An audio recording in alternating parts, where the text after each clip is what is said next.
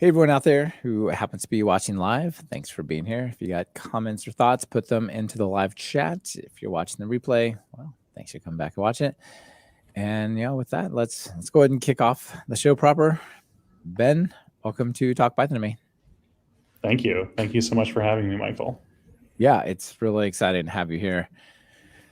We're going to talk a little bit of legacy code, a little bit of very, very large code bases, and how you might not have to permanently live in the past, which I think would be really welcome to a lot of people.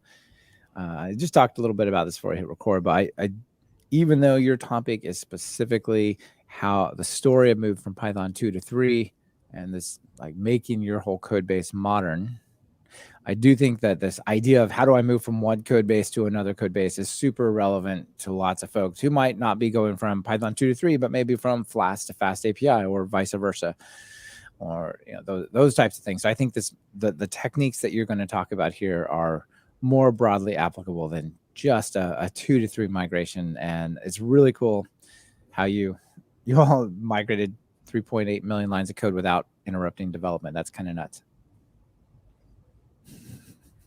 Yeah, it's I did it and it still seems ridiculous. You lived it and it seems like a dream. Amazing. Before we get to all that, though, let's start with your story. How'd you get into programming in Python? Frankly, I took a job at Yelp. Yelp is a Python shop. Before that, I had a couple internships, and I went to Georgia Tech, and I mostly did Java. So it was sort of a new experience for me. Python is one of those like beginner languages that everyone loves to throw around. So so I had done, I dabbled in it a little bit, but I first started really getting like deep into the language when I started at Yelp, and I've definitely made it's sort of become like I've become sort of a local expert on it. So I've been able to build up a lot of knowledge about like a lot of weird edge cases and stuff like that. So yeah, fantastic. You may be familiar with it. There's a T-shirt that's kind of a joke, a meme. It says, "I learned Python. It was a great weekend." Yeah. And yet, I've been doing Python for many years, and I'm still learning new stuff. Even today, I learned some interesting new Python things. So which is it? Do you learn it in a day, or is it like this deep journey? What do you think? I think most programming languages have some amount of, sort of width and depth. I think, Python definitely has the advantage of being, a relatively straightforward language. One of the nice things, obviously, is that like instead of using a lot of weird keywords, it has like words. Instead of being like, oh, or double pipe. or instead of double pipe and stuff like that. Like those are things that I think definitely help people. Personally, me coming into it, that wasn't like as big of a deal for me because like I was already familiar with all that stuff. But like you're coming from a very symbol heavy world of Java, which is not as symbol heavy as C++, but it's got a lot of abstractions in what it builds for sure. Yeah. I will say, like, I think there are certain things that Python does. I will say Python is not like a perfect language by any stretch of the imagination. But I will say one thing about Python that I think is really cool is it did sort of, before many other languages, managed to integrate a lot of like functional paradigms, like list comprehensions or comprehensions in general are, I think, one of those features where it's just like, this doesn't exist in a lot of other sort of more popular languages. And they're really, really fluent and powerful in a way that like, you kind of miss when you don't have it, right? And so like I think that's something that's really cool about Python. But Python itself, being a language with the legacy that it has, I mean, we're going to be talking about the 2 to 3 differences, which have their own sort of nuances to them, but like it's always going to have some weirdnesses to it. And some of those things are like just like, oh, someone made a decision 30 years ago that like still kind of reverberates today. And that can, and so that means that like it has this depth to it. You have to really learn the depth in order to fully understand all of the problems that exist. That you're dealing with, not necessarily problems with the language, but like, when you're building software, you run into problems that you have to solve. Right. And so that's like the main, I think that's true of all languages to an extent, especially, popular ones and older ones. But yeah, I do think that Python, more than a lot of languages, really is able to straddle the line of like being like, oh, it's approachable, but also you can do a lot of, really, really interesting and powerful stuff with it. Yeah, you compare that with like Java. Java, you've got to understand functions, you've got to understand classes, possibly namespaces, like just to write the first line of code. Whereas Python, you can work with it for like, what, this is really clumsy to repeat this. Maybe I'll learn what a function is, and then I can start using that. But you don't know what a class is. You don't care about it. You kind of like slowly layer on the stuff as you need it, rather than you've got to jump in and go with it all at once. Yeah, for sure. Yeah. Interesting. So you're still at Yelp? Yes. I presume? Yeah. Yes. Okay. I'm in our in a conference room in our San Francisco office right now. Excellent. And what are you doing there? So I work on a team that's called Core Services. Our team is responsible for a lot of infrastructure, mostly Python focused, though not exclusively. We do a lot of our sort of like internal Python infrastructure. So, we'll be responsible for making sure that we can upgrade to new Python versions. We own our internal PyPI. We recently, this is a cool thing that has happened since my talk, so I didn't mention it, is we recently built a system to automatically import certain packages from a public PyPI. And that has saved us some headaches. And then we own some other stuff, like, we've dealt a lot with sort of the general service contract at Yelp. So like being like, okay, what does it mean to be a service? How do you be a good citizen there? And a lot of other things like testing tools, a lot of like sort of like, oh, I need to test against multiple services. We have a testing tool that like automates a lot of the steps to like sort of get those all connected together so you can test against them. Yeah, it sounds like a really fun set of tasks you're doing there. So you said you have an internal, we're going to dive into the code and stuff and all this whole migration, but, just kind of sidebar, like you said, you have this internal private PyPI server. What's the details around that? Like how, obviously you're whitelisting things that can be brought inside, saying we're going to put those onto our server, and you can like requests, and you can choose when to let the new one in and so on. But what's the software, and how do you put that together? Right.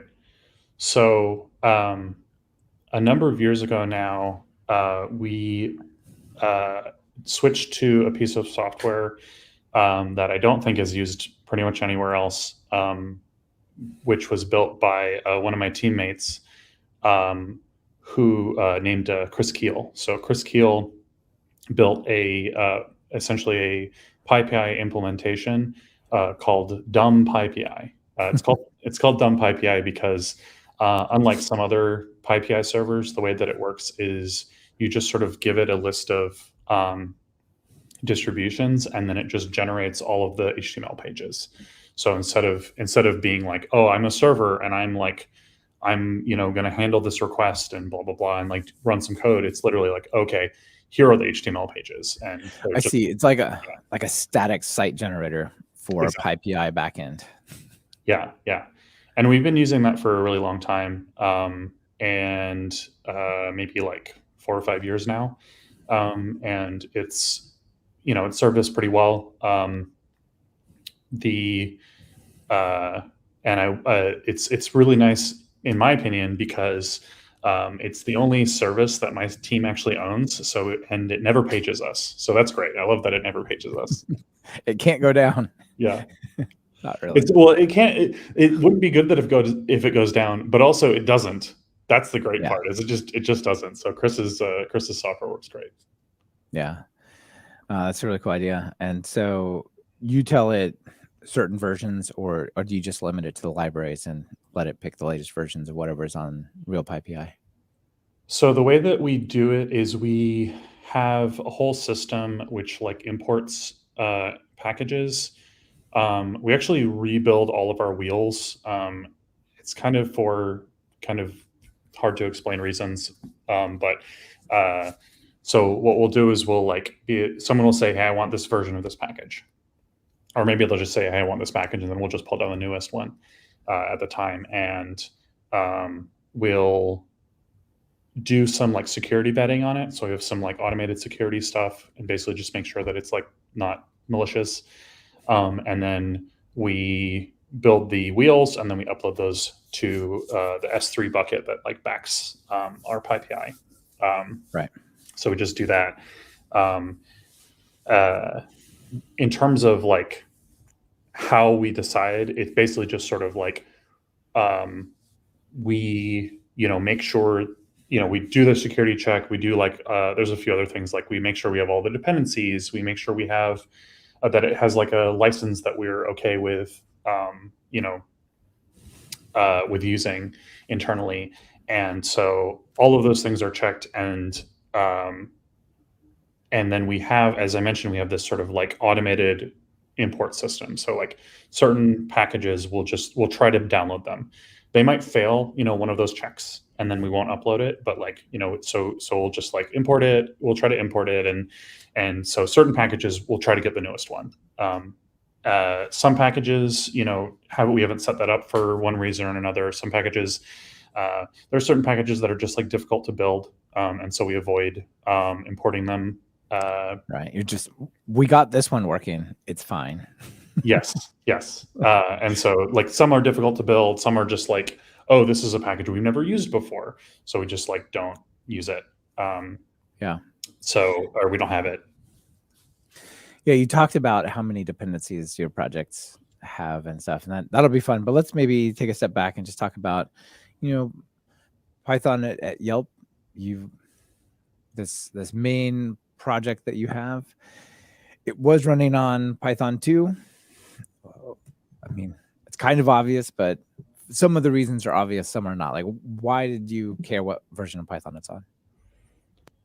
That's a good question. I mean, I think the main reason was just sort of like we saw the writing on the wall. The writing on the wall was the end of life for Python 2, right?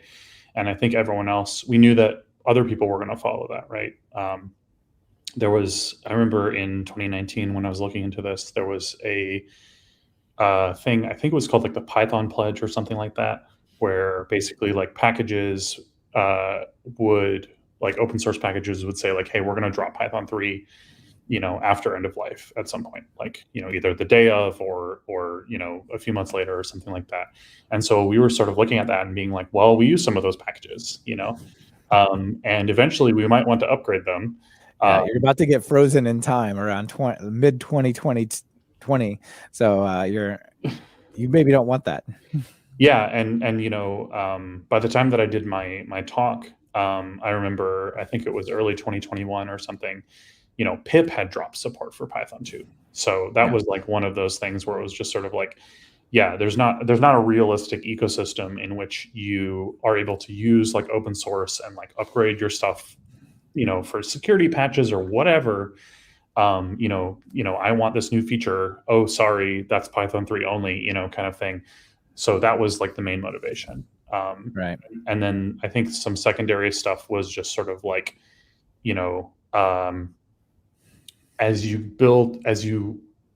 time marches on and like people stop being familiar with like Python 2, and it has some quirks, compared to Python 3, you definitely have the problem of like, okay, now you have to like, if you're hiring people and they're working on Python 2, you have to train them up on those quirks in a way that like you wouldn't necessarily have to do if you're using a modern language that other places are using. And so those are I think the main motivations. Personally, I think I had like a small motivation myself, which was just sort of like, I hate seeing things like be left behind like this, Yeah, sure. Sort of a very emotional thing, but yeah, that's part of the reason I pushed for it. Well, there's the training thing. I mean, there's obviously just the infrastructure stopping the updates, but there's the training side of helping people who are new come. But there's also the how do you hire the very best engineers? It's really hard to get an amazing Python engineer to come and say, "You're going to do amazing work from 2008. You're going to love it." You know what I mean, right? Like, Yeah. if they're working on some new package that they're inspired about, instead of trying to bring that in and like, help make that better and also boost what you're doing, it's like, well, we can't use that because that you only do it in Python 3. Like, well, of course I created it this 2 years ago. Why wouldn't it be Python 3 only? And there's a lot of knock-on effects like that, right? Yeah. Did you see the performance stuff from 211 or even from 311 or even 310, where you're like, there might actually be fewer servers as well if we do this? That's definitely something that we are, we want to do. That specific issue is something that we're trying to move towards being able to use those versions of Python right now. It's always a process just because of various internal things, but it's definitely something that has been talked about. Is we're like, yeah, if we could use new versions of Python, maybe things will be faster, things will be more efficient. Trying not to spend too much money is definitely a thing that we think about. So that's definitely exciting. Yeah. When I did the episode on 311, we talked a lot about the performance there, and it's impressive. It's 40, 50, 60%. And I won't steal your thunder. I know at the end you've got some nice performance boosts that you got even from the changes that you made. But there was somebody in the audience that pointed out, like, not only is this faster, which is nice for us, right? It's nice that we have to pay less for servers, or it's nice that our code runs a little bit faster, but it's also good for the planet, right? If we just all start using newer, faster foundations, then necessarily we just use less energy to do the same thing that we're already doing, right? Yep. Yeah. That's definitely, I like that for sure. I do too. All right. Well, let's talk about Python at Yelp. So you've got this repo, this big project called Yelp main. Let's start there. Sure. Yelp main is what it sounds like. It is sort of the original repo at Yelp. That's when you're a startup in 2004, you kind of just make a repo, right? And it's your web app, and that's you probably made a Subversion repo. It was none of that CVS stuff. We're doing Subversion. I don't remember when we switched from Subversion, but it was Subversion. I don't know if it was before I don't know if we actually started out in Subversion, but okay, because I didn't start until 2014. Sure. But yeah, it's definitely Subversion was. I know there was some old Subversion stuff, but so you had this one sort of web app, and the web app is a server that originally served everything. So there's a bunch of stuff like you can sort of think of as like you have Yelp.com, right? Like if you go to www.yelp.com, then you're looking at what you think of as Yelp, right? Is like, right. I can search for businesses, I can look at their reviews, I can write my own reviews, that kind of stuff. So it's that, but it's also other stuff. It's also our business owner site, so biz.yelp.com, which is where business owners like look at their own businesses and like are able to see like metrics and like buy ads and stuff like that. There's our admin site, which is where a lot of anybody, we have our sort of user operations people whose job is at least partially to do some moderation and stuff like that. So like we need to be able to have those tools. And then there's also what we call internal API. And internal API is a way for internal stuff to get the data that's in Yelp main. So that's what that is, and that's like its own separate sort of site. But these are all in the same repo. They all run in the same process. Sorry, were you going to say something? No, I was just going to ask: is this kind of the mono repo style, or it's truly a monolith in the sense that it's kind of all the same app? It's truly a monolith. I mean, there is some amount of stuff where it's like, oh, we have like different containers running like different entry points, but like the code is all kind of tangled up together. So there's not really a meaningful delineation between different components in a way that you could really separate them out in any meaningful way. So like my understanding of like what I would define as a monorepo, I wouldn't really call it that. I would call it a It's monolith. just a large app. Yeah, it's just a huge app, huge repo. Yeah. Okay. So in your talk, you said that you have 6 different sites with 2,000 different endpoints. Yeah, which it's a lot. I don't think it's completely excessive or anything, like 2,000 URL endpoints for all those different services and like all those different admin apps. It's a lot, but it's not insane. And then you have these background batch services. What's the story of those?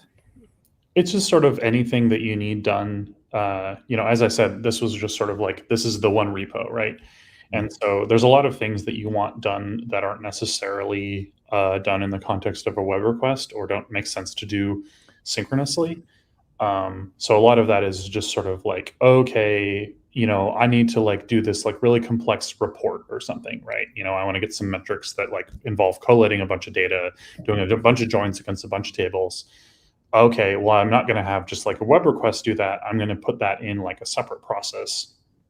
And we originally, as you can imagine, for that type of application, we just called them as batches. Doing a batch job, right? That name is stuck, despite the fact that now batches don't necessarily do that type of work. They're just sort of anything that you want to do in the background. Right.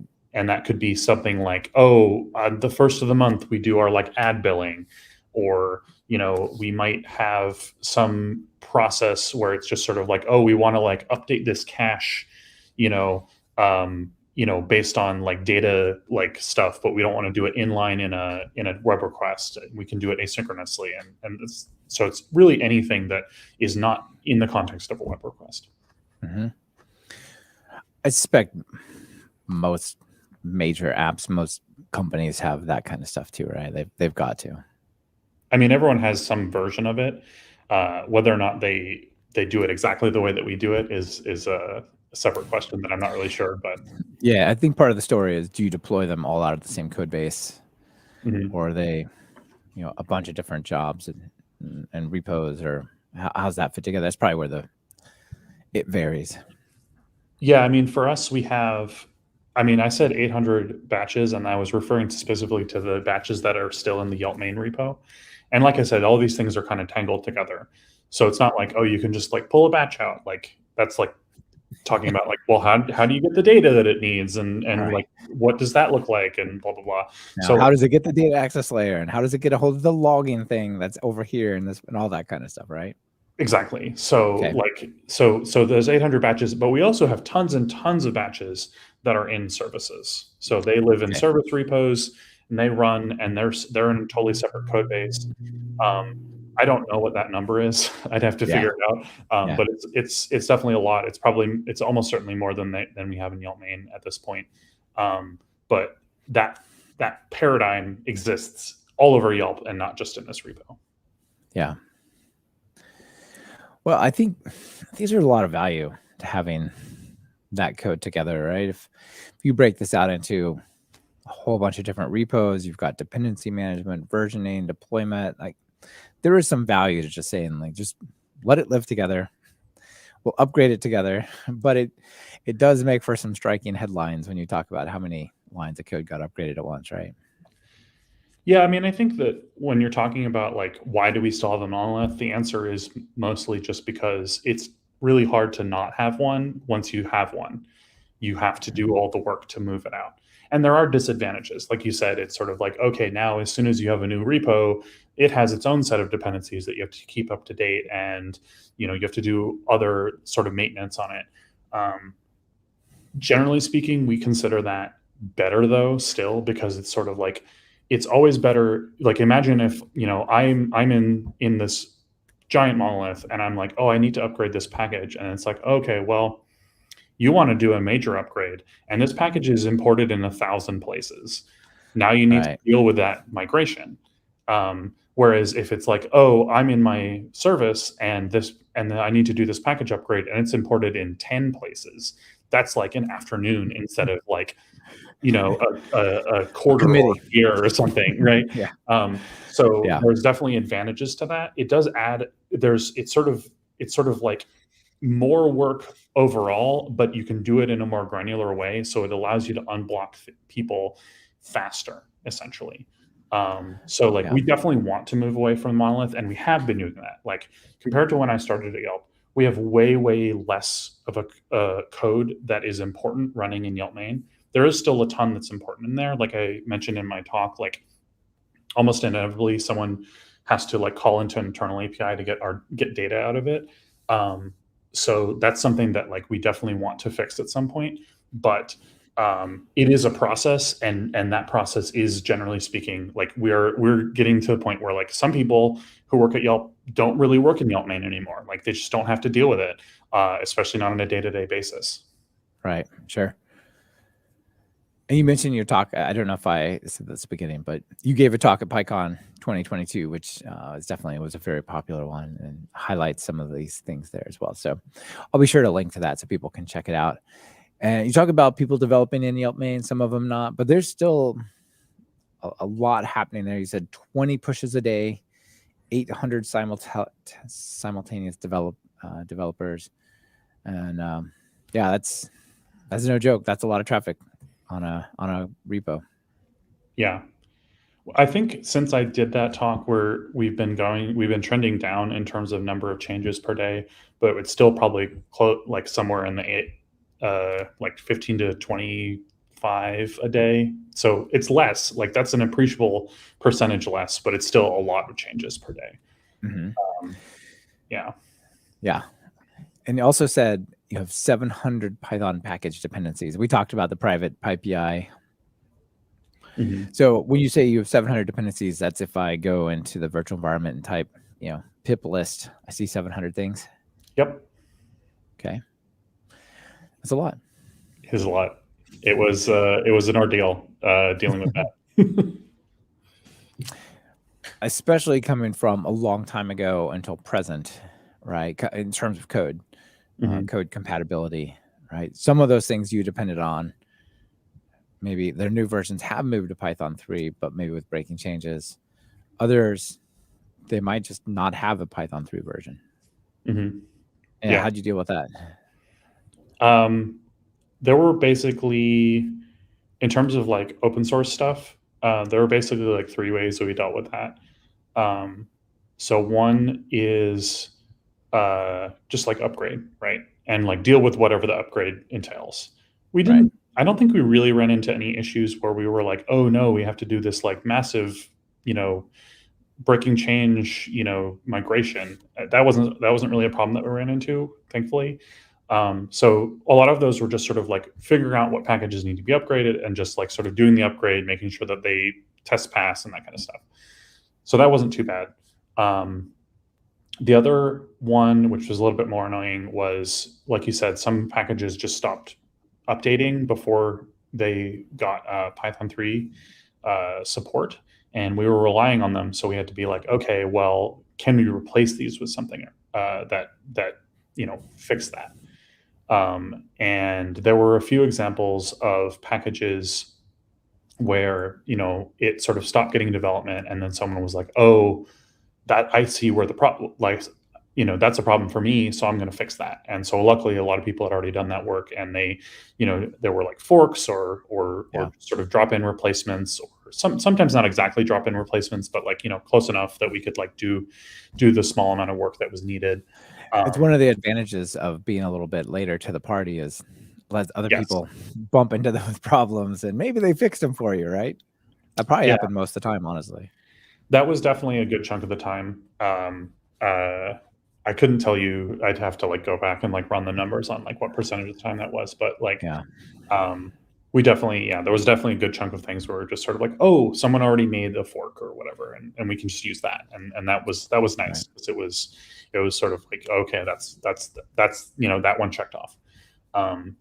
And then the final sort of grouping was stuff where that wasn't available. So it was like, oh, this package is Python 2 only, and no one ever made a replacement. So we need to deal with that. Luckily, none of those were in a position where we were completely, unable to deal with it. We didn't run into anything where we were like, oh, this is like a blocker. But there were things where we were like, oh, this thing needs to be replaced with something else that does something similar, or maybe refactor it away. Like very often we run into code where it was like, oh, this is using this thing, and then you'd start looking into it and you're like, oh, actually this code is like this like branch or whatever that uses this package isn't actually used anymore, so we can just delete all that code and like not have to think about it. So that's how we dealt with it. Yeah, that's a nice way to upgrade it, is just get rid of it. Yes. Were there any packages that you're out there that didn't have Python 3 support, and you're like, we really depend on this one, that you upgraded and contributed back? Or were you able to just move on? There was nothing that we ran into that was like an absolute blocker like that. So we didn't end up contributing anything in terms of open source, other than there were some packages that are like on our GitHub, like the Yelp GitHub, that we did do upgrades for. Sure. So that was the only sort of open source work that I think we really ended up doing. Yeah. So luckily, I mean, I don't know if this is lucky or not, but it's definitely it happened so that we didn't have to do that. Yeah, that's good. I mean, it would be nice if you ran across that and helped it solve it for someone, but if you don't have to, even better. Testing. One of the challenges of, well, first, it's good to have tests, but one of the challenges of these upgrades is you wanted to do this without disrupting development. You wanted to keep adding new features. You didn't want to say, hey, everyone, stop making any progress or bug fixes for 6 months, and we're all just going to do this until we're done. Right? You wanted to keep it moving. But in order to do so, you got to run the test, because you're making wholesale changes to millions of lines of code. So that's pretty nerve-wracking, right? And you're swapping out its dependencies in big ways. And yet running tests, you all have a lot of tests and they take a while to run, right? Yeah, we have about 100,000 tests in Yelp main, a little under.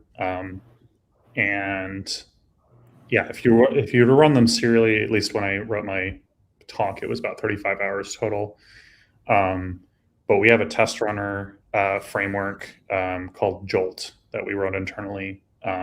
And what it does is it basically like puts those tests up into bundles and then runs those across a bunch of machines. And so you're basically able to get all of the tests run for Yelp main in about, give or take, an hour and a half. Okay. That's pretty good for running 100,000 tests. That's still a long time to have a test run though, right? So you probably need it. You can't just get immediate feedback. Minor change, how'd that go? Minor change, how'd that go? You kind of could be a little more thoughtful than that, right?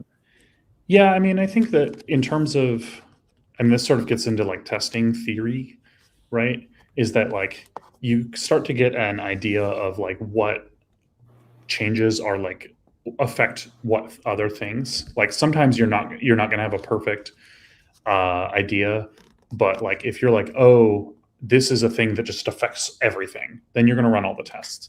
But we did have the ability to run tests if we were like, okay, we want to just run tests under Python 3.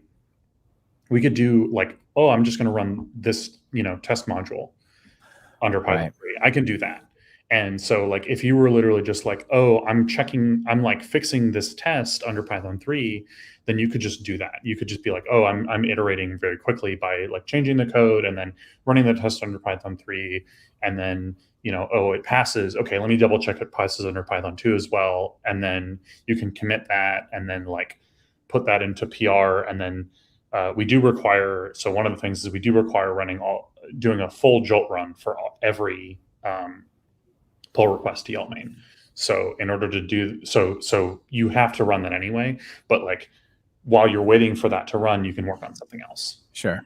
And you have Yeah, relatively high confidence that you run a couple. Okay, that makes sense. So run a couple of local tests, 10, 100, 500, whatever. Mhm. Once you're happy with that, then you put it as a PR and CI figures out what happens. Yeah. Okay. And I think that ultimately, like when we were really early on, we were working on like the really foundational stuff because that was like causing the most issues. That was the time when we were like, oh, we really got to run all the tests. But once you get down to the nitty gritty, pretty early on, actually, you really don't need to think about how it affects other things. Like it's mostly just sort of like, yeah, this module affects its own tests, and that's pretty much it. Okay. Yeah, I'm sure you get a feel for it over time. You're like, these are the kinds of far-reaching changes, and these are the kinds of things I can stay really focused on. Yeah. The other requirement you said that you had was that any changes must be rollback safe. Mhm. Can you speak to that? I'm thinking like database migrations or that, right? What are you thinking here? Yeah, I mean, it's sort of, I think database migrations are a good example of that type of thing. We didn't really run into a situation where we actually had to do any schema changes to databases, although there was a thing where we had to make some changes to some data, such that it would be parsed properly under both Python 2 and 3. But yeah, what you always want to do is you want to say like, okay, if I undo this later, maybe like a week later, someone realizes, oh, this change has a problem. We don't want to be in this position where we say, oh, we can't undo that. Something else, depends on it, and we can't undo it. And so that was like a main thing. It was just sort of like, don't do these things where you're just sort of like, oh, well, once we do this, we can't go back. It's like, no, don't do that. If you need to like do some extra work where you like build up scaffolding or whatever, then like do that work instead. And it might take a little bit longer in the long run, but it makes us have less risk. Yeah, I'll save diving into this for later in our conversation. But one of the things that you were able to do because of that is you were able to run the app simultaneously in 2 and 3 and use a URL reverse proxy like Nginx or something to say this part of the web app runs Python 3 and this one over here is running Python 2 and filter the traffic and switch it based on how it's performing or behaving. If it goes wrong, you can switch it back quick. If you didn't have that compatibility, it would be like, all right, today we pull the switch, chunk, and then like you deal with the consequences for how long Yelp is down, right? So Yeah. that's an interesting consequence of this idea that it should be able to be rollbackable, as you can actually run both versions and then sort of migrate more cautiously. Yeah. You had a cool picture, and let me put it on the screen for us here,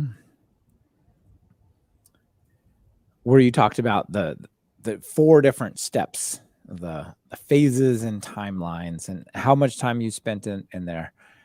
You want to talk us through this? Yeah, sure. So this is just sort of like if you want to think about, okay, you've got some Python 2 code and you want it to get it to Python 3. It's very easy to think about it in a sort of atomic way, is you just sort of like, oh, make it Python 3 compatible. And it's like, okay, that makes sense on small stuff. If you're like, oh, I got my 500 line script and I'm going to migrate to Python 3 today, but on big stuff, when you're talking about millions of lines of code, you want to think about it in terms of in sort of level of compatibility. And so the 3 levels that we had to deal with here were parsability, which basically just means like if you try and run this module with Python 3, will it fail with a syntax error or not? Okay. And so that's the main thing. And parsability, it turns out, is pretty easy to fix because there were not huge number of syntax changes, and they're pretty easy to detect and fix in an automated way. Yeah, did you use some tooling like PyUpgrade or any of those types of things? PyUpgrade we used a little bit. It's not super designed for this, but there was one specific thing that was really nice about it, which is that it could detect octal literals. So if you put like 0 and then a number that's an octal literal in Python 2, that's not allowed in Python 3. So you have to do 0 number. And it was able to detect those really easily and like fix them, which was really nice. Those things, like, it sounds like, oh well, that's not that much work or that much help. But when you're doing it across millions of lines of code, anything you can automate, it's got to be really welcome, right? There was a relatively common pattern. The reason that I remember that one is there was a relatively common pattern where like people would create like datetime objects, and then they would write year, month, day, and if the month or a year was single digit, they would prefix it with a 0, which works in Python 2. They probably didn't mean to make it octal, but that's what they did. Yeah. And so it kind of worked. And so that existed in a lot of places, and it was like a popular pattern. But yeah, so PyUpgrade was useful in that way. It was useful later on when we were like blowing away all the sick stuff, because it is able to fix all of those things automatically, which is nice, or most of them. But Python Modernize was where most of our automation went, because it could fix a lot of this stuff. Yeah, so that was parsability. And portability is similar, is that like you try to import it, and then you say like, okay, this is failing with an import error, like, or something is making it fail to import, like usually running some code at the top level, right? And that was a little bit longer. A lot of that was fixing standard lib imports. Making most of those use 6 shims. If they change, there's a 6 shim for that. And then some of it was also upgrading the packages so they could be used under Python 3 and like imported. And then there was a little bit of like top level stuff where it was like, oh, this like top level thing is like calling like dict.iteritems or something, and you got to fix that. Yeah. So that probably gets maybe a little into the functional parity, which if people look at your talk, they'll see there's a couple weeks of the parsability, maybe a month or 2 of the importability, then a whole bunch of the functional parity. And it reminds me of when I was learning C++ way back, and I got really excited because I finally got some complicated code to compile. Not really knowing, like, oh, no. You're only at the beginning of figuring out what's wrong with this. The compile is the part where it shows you what's wrong. Now it's like the mystery tour. And like, this is after that, right? This is like kind of once you get past parsing and importing, then you're into the how are they different behaviorally. Yes. Yeah. Yeah. Okay. Yeah. And it's just sort of like, I alluded to this earlier, but basically the idea of you run all of your tests. And luckily we had already built up a lot of infrastructure that was really useful to us. So one of the things that Jolt was able to do is it was able to do some like normalization of like tracebacks, and then be like, oh, these tracebacks are like similar enough that I'm going to group them together as like a single error, and say like, oh, this many tests are failing with this sort of traceback. Okay.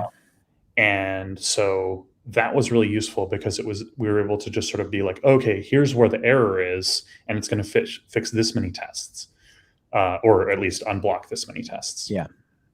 And so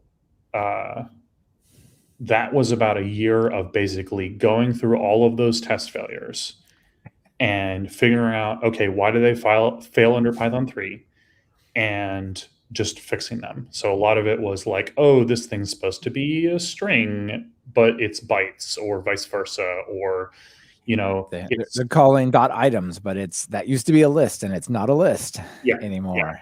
Yeah, so you can't index it. Yeah, so there's all sorts of nitty gritty things that you just have to go through them and fix them. Some of them are automatable, but like you really need to but not everything is, and some of them are more subtle. Yeah. What was your target Python 3 version?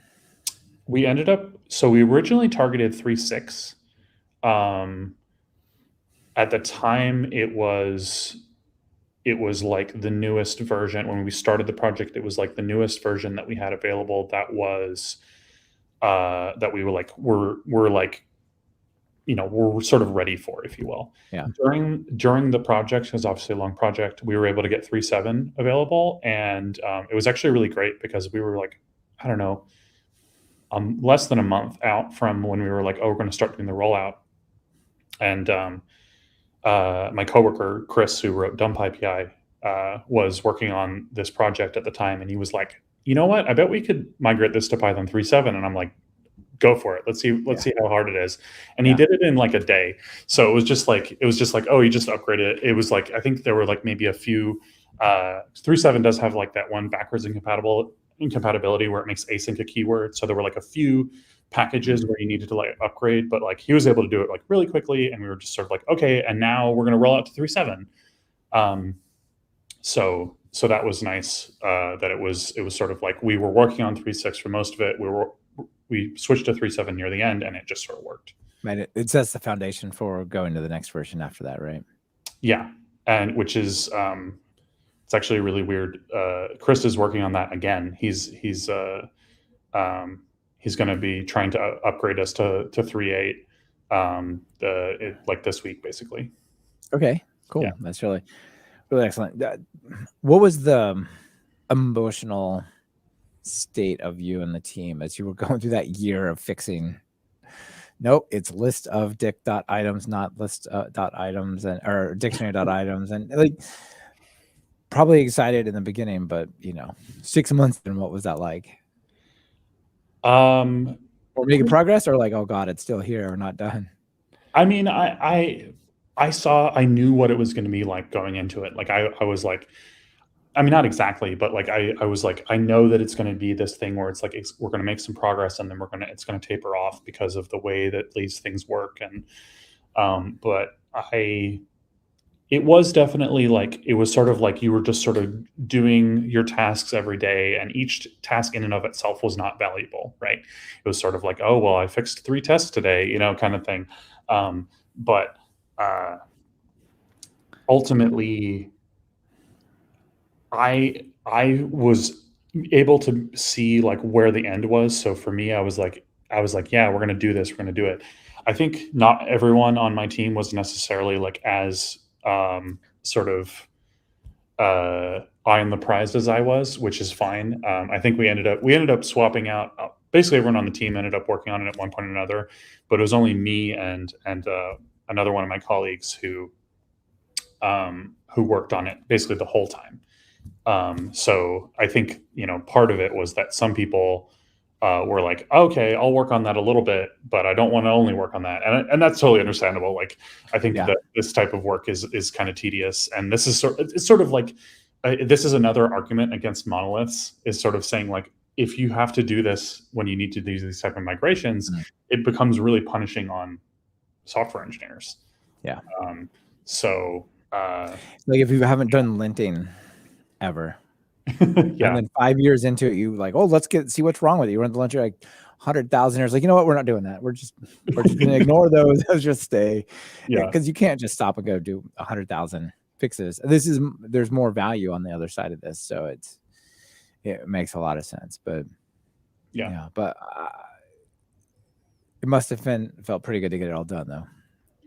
Yeah, it really did. I mean,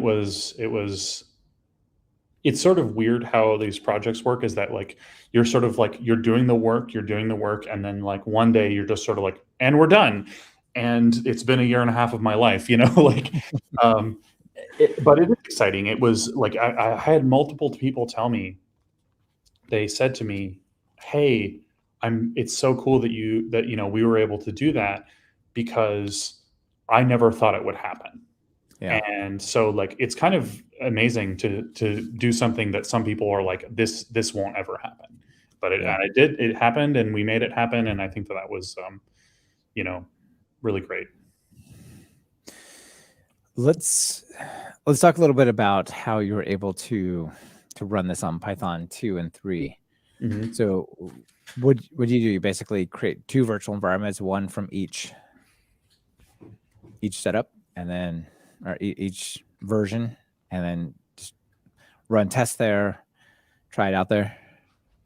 Yep, that's basically it. I mean, there is a technique to having like code that runs under Python 2 and 3, which is that you basically have to make sure that you're using compatibility layers, and we use 6 for that. That was something that me and most of the people on my team had some pretty significant experience doing, because that's basically how we wrote all of our like libraries, our internal libraries, and actually a lot of our open source ones as well, because you want, for a long time there you were like, okay, I want to have Python 2 and 3 compatibility, so having code that works under both was like pretty normal.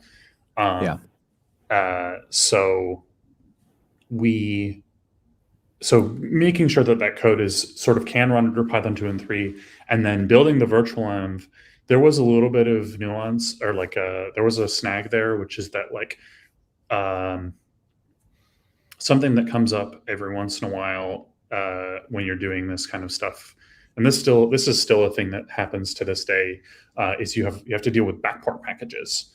So there's like the futures backport, which added the concurrent, which like concurrent futures was added in, might have been 3.0. I don't remember exactly what version of Python it was added in. And there was like a few other backports. Functools32 is backport for adding some of the stuff in Python 3.2's functools, like LRU cache, which is something we used a lot of. So those were both packages where we needed to actually install them in Python 2, because like there are packages somewhere in the dep tree that needs them. But so what we ended up doing is we made this like silly little script that it just sort of like took our requirements file and then filtered out the things that don't install under Python 3 and just spit out a new one, and that's the one we build our Python 3 virtual env with. And so then Gotcha. so now we have Python 2 and Python 3 virtual env, and they're like really similar, not exactly the same, but close enough. And then we can run the tests against either one of them. Nice. And then eventually we would do the rollout like that. It did sound like one of the challenges had to do with caching, and you have a way in which you were using pickle to stuff some results into memcache. Is it memcached or memcached, like past tense? I never know how to pronounce that one right. I looked at their website like a year ago, or like I guess 2 years ago or something, when I was actually working on this, and I'm sure that I read it because it said it there. I remember, but I don't remember what the answer is. Anyway. Yeah, no worries. So let's go with memcached. I'll call it memcached. So sure. You were previously you were pickling things. You were pickling, but then that just became pickling. But at some point, it's one thing to say at the database query level, we'll deserialize and serialize an ORM object to match the schema. It's a whole nother to say the binary shape of this thing is the same across Python versions, which is highly unlikely, right? Which is pickle. Yeah. It's basically impossible. That was like that was one of the big problems that we had. So we were basically we would pickle, there's like a cache key and then there's a cache value, right? And we pickle both, and then the cache key we would like hash so that it could be like, a specific binary sequence. And then we'd key into that in order to get stuff out of the cache. And but it turns out that for a multitude of reasons, both the key, like you said, the key is not going to be binary the same. So like that's one of the problems. And the other problem is that there's a lot of like weirdnesses when you end up like either reading Python 2 pickles in Python 3 or reading Python 3 pickles in Python 2. So it seems like pickles are kind of meant to be transient. They're not meant to sort of be long-term storage because there's not a lot of guarantees around their parsability. Yeah. Yeah. And so we were like, okay, well, what's a thing that we can do where we don't have to start being like, okay, now we have to write complicated serialization and stuff. And we were like, well, probably JSON. JSON will work, right? And so this is something I worked on for about 3 months or something, was just migrating all of our caches to use JSON instead of pickles. Yeah, you had this kind of fallback mechanism, or this slow upgrade mechanism that said try to get the JSON version from Memcache, and if you got it, awesome, go with that. But then fall back and try to get the binary pickle, but then immediately replace it with the JSON version so that it just grows over time. I mean, thinking about that much code and that many services, there must just be a ton of startup cost if you just kick all the servers over and clean the cache. Yeah, I don't know. We've never tried it. I think everyone's a little bit too scared. But it's definitely like not something we wanted to do, and we wanted to be able to be like, okay, if when we cut over to Python 3, we're not just going to lose all of our caches, right? Yeah, I think this is actually a really great example of something we were discussing before the recording started, of like doing a sort of like incremental upgrade. And one of the other things I didn't super get into with in my talk is that, like, one of the things that I thought was a really cool technique, and this really depends on whether or not this is worth it, depends on like how you end up, what the value of your like uptime is, basically, compared to your dev time. But what I did is I sort of logged. What I would do is I would, like, for every cache, I would be like, okay, I'm going to try to log this to JSON. And then if it failed, I wouldn't just fail. I'd like do the normal stuff. I'd do all the pickle stuff, whatever. But then I'd log it somewhere. And so that way I could just like look at this log and be like, oh, here's where my errors are. Mm-hmm. So it wasn't just like, oh, I would like ship changes and then like see if there were actual errors on production. And it's like, there's no errors on production. There's just errors in this log that I can like fix and like iterate on, and no user ever sees a 500. Not everything's going to fit into that, but I think that's a really I think that's a really useful technique. Yeah, that is really cool, because no matter how much testing you do on something this big, it's not until you really put it out there you see that 100% sure it's going to hang together. But if it can fail silently in a way that people don't see, but you get notified about this and can start working on it, that's really valuable. Mm-hmm. Another thing that you did that I thought was pretty clever was the way that you did the rollouts, where you were able to say, even though this is one huge monolith of code, that doesn't mean it breaks evenly, right? Once you get it past the parsability stage, there could be some URL endpoint that's going to fail if you request it, and another that works totally fine. Mm-hmm. All right. So what you all did is you created a reverse proxy, and I was imagining Nginx. What were you actually using here? So it's kind of Nginx. It's OpenResty, which is a framework where you can write plugins for Nginx in Lua. So you can do some sort of general logic in that. Nice. So you were basically able to say, when you go to yelp.com/something or api.yelp.com or whatever it is, as far as a user, it's the same. But some of those URLs are hitting the Python 3 version of this large monolith app running, and some are hitting the Python 2. And you could move it URL endpoint at a time, right? Yeah. Talk to us about that. That's pretty clever. Yeah, this was a super cool technique. So we already had the reverse proxy layer. We had the routing service. This is something that we had built for just sort of consolidating a bunch of logic in a general place where like everything could rely on it. But it was a really great place for us to be able to put this logic as well. And I'm going to say him again, Chris Keel, on my colleague on my team. came up with this idea as well. So it's such a great idea, and it applies, I think, really generally. Like you can just sort of say like, okay, anytime I'm doing some sort of rollout where the setup is in such a way that like I can't do it I can't like do it within my application. Like there's something about the application setup. You can, if you have this external layer, then you can pretty easily do it.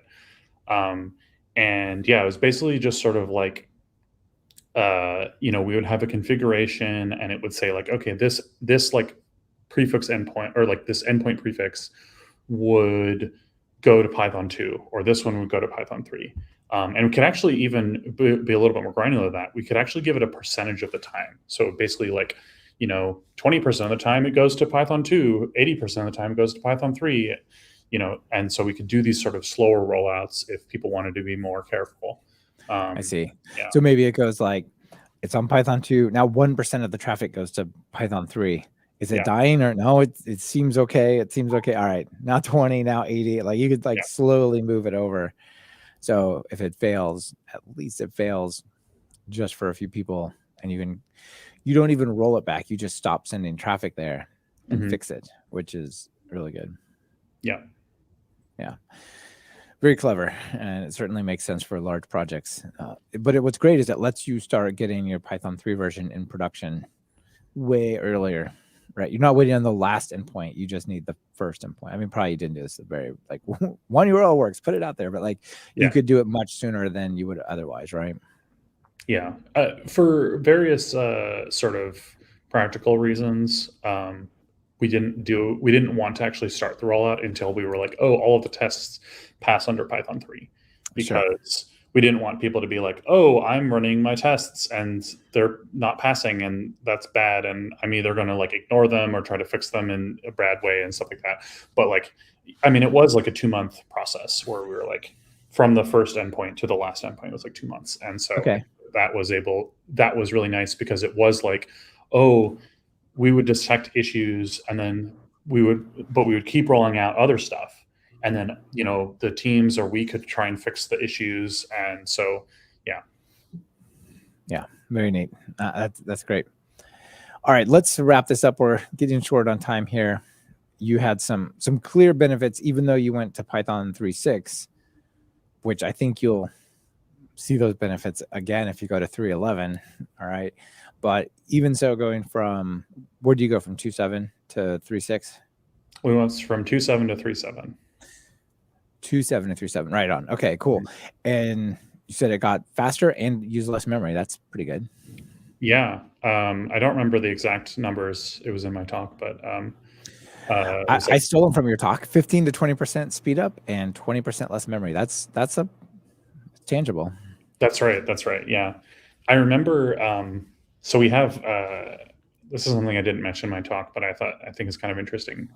So we have some stuff that is, more CPU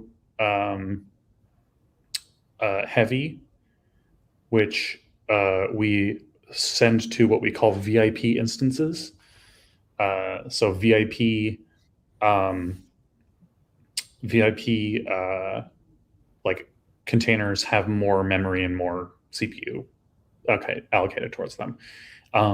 And so I remember I talked to someone who was involved in like doing a lot of that sort of like operational stuff. And after that migration, they like looked at the numbers and they were like, oh, we can now scale down the VIP to what the old normal one was. And the normal one is now scaled down even more.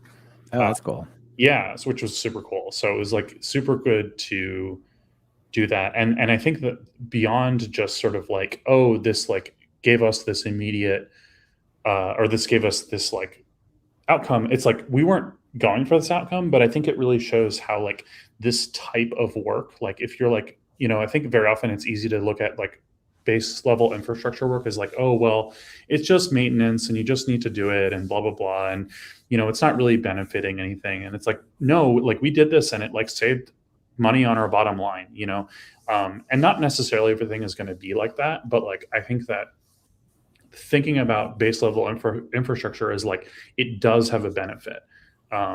It might not necessarily be obvious before you do it. But this is an example of, okay, if you're doing your upgrades, you get to take advantage of all the really hard work that all of the people on the Python language team have done to make make it more efficient and faster. Yep. And it probably opens up other possibilities. The previous show I just did, which is not out yet, so you wouldn't know, but was talking about Rough, the linter written in Rust for Python. Mm-hmm. But you have this ability to integrate with more modern tools and modern languages. Like, oh, if we got to rewrite this section in Rust for that computation, it's trivial now, where probably it wasn't before. I would imagine. I haven't tried integrating Python 2.7 with things like that, but I bet it's not as easy as the new tools. Yeah, for sure. All right, well, let's leave it here. I think that's all the time we got to talk about it, but you must be enjoying work on the projects and the features more now. You can just kind of, the world is your oyster again. Yeah. Yeah, I love using the project that I've been working on actually lately is we've been adding a lot of type annotations internally. And that's a Python 3 feature right there. So yeah, absolutely. You can use F strings. You can use type annotations. You can start using tools like MyPy, not just standard type annotations just for editors, but Pydantic, for example, all those things, right? Very cool. All right, now before you get out of here, I got 2 questions I always ask at the end of the show. If you're going to write some Python code, what editor are you using these days? I'm a Vim person. Do all my development in Vim. Right on. And then notable PyPI package, give a shout out to Python Modernize, but if anything that stands out you want to give a shout out to like that? Well, I mentioned Python Modernize, great, excellent tool for what it is. I also gave a shout out I gave a shout out to a couple other things in my talk, but I think they're definitely worth giving a shout out to still, which is PyUpgrade, which we mentioned earlier.